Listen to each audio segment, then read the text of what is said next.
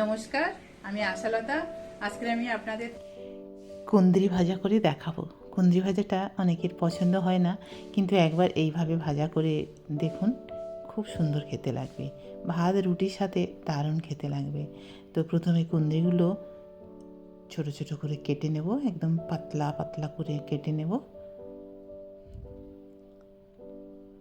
এইভাবে একদিন আপনারা যদি ভাজা করে রান্না করে ব্যবহার করেন তো সবাইয়ের খুব পছন্দ হবে। তো দেখে নিন। আর এমনিতে কুঁদরিটায় তো অনেক গুণ আছে, তো আপনারা ঠিক এইভাবেও খেতে পারেন।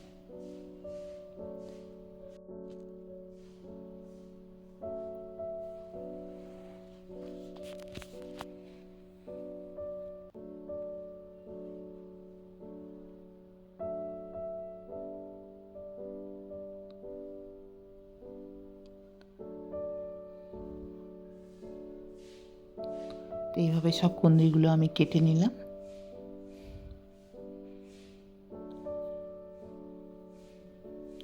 এবারে একটা মশলা করব। রসুন, ধনে, শুকনো লঙ্কা আর বাদাম আর কাঁচা লঙ্কা এটা একসাথে একটু বেটে নেব। খুব মিহি পেস্ট নয়, এতে জল না দিয়ে একটু এটা মিক্সিতে বেটে নেব। আপনারা এটা শিলেও বাটতে পারেন। তো আর এবার এদিকে কড়াইয়ে তেল গরম করে, সর্ষের তেল গরম করে দিয়ে দিলাম জিরা। জিরাটা একটু ভাজা হয়ে গেলে এবারে কেটে রাখা কুঁদরিগুলো দিয়ে দেবো, দিয়ে ভালো করে এটা ভাজতে থাকবো। এটা ঢাকা দেওয়ার দরকার নেই, এটা আস্তে আস্তে স্লো গ্যাসে এটা ভাজতে হবে।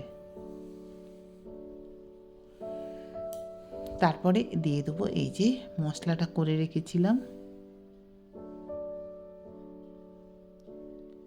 রসুন, ধনে, বাদাম, শুকনো লঙ্কা, কাঁচা লঙ্কা। এটা এই যে দেখছেন, খুব মিহি পেস্ট করিনি, এটা এইভাবে পেস্ট করে নিয়েছি, এতে জলও দিইনি আমি। এবার এটা এর সাথে ভাজতে থাকবো। আর গ্যাসটা এখন একদম আমি স্লোতে রেখে দিয়েছি, দিয়ে এটা আস্তে আস্তে হতে দেব। তাহলে এই ভাজাটা খুব ভালো লাগবে। আর দিয়ে দেবো একটু হলুদ, আর নুন দিয়ে দিচ্ছি স্বাদ মতো। নুন দিয়ে এটা ভাজতে হবে।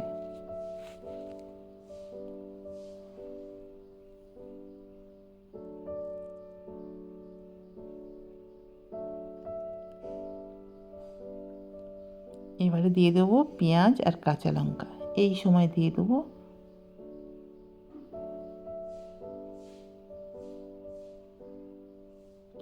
এটাও এবারে কুঁদরির সাথে ভাজা করব।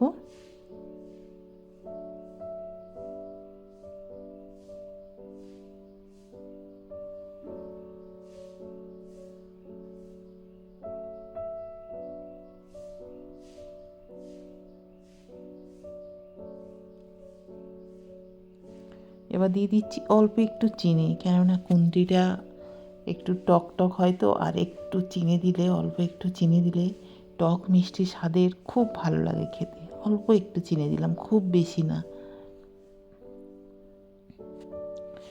এবারে এটা ভালো করে আবার ভাজতে থাকবো।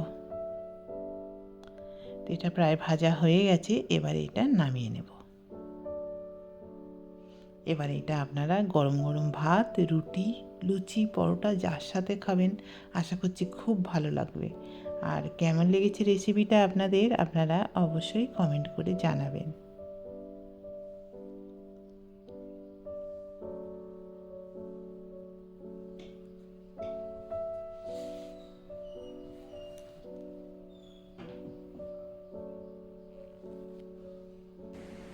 আমার এই রেসিপিটা যদি আপনাদের ভালো লাগে তাহলে লাইক করবেন, শেয়ার করবেন, সাবস্ক্রাইব করবেন, আর আমার বেল আইকনে ক্লিক করবেন, তাহলে নতুন নতুন ভিডিওর সাথে আপনারা আপডেট থাকতে পারবেন।